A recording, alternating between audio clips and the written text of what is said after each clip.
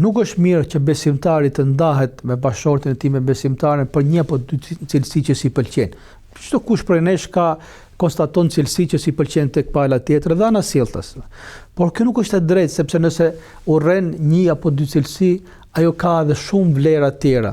Pra nuk duhet bëhen shkak shpesh këto mangësit, mungesat, gjëra që s'na pëlqen për ta prishur lidhjen. Ne për fat keq njerëzit e marrin të mirëqen vlerën dhe fiksohen tek 2-3 problematika, të cilat fillojnë të bëhen aq të mëdha saqë bëhen shkak për ta eksploduar gjithë lidhjen familjare, për ta shkatruar familjen.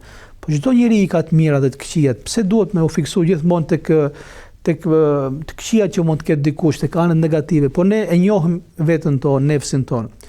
A e vrasim veten tonë pse kemi 2-3 cilësi? Jo, nuk e kthehemi, reflektojmë, pendohemi, i kërkojmë Zotit ndihmë që të na ndihmojë të këto pika të dobta, sepse i dim dobësitë e vetes tonë.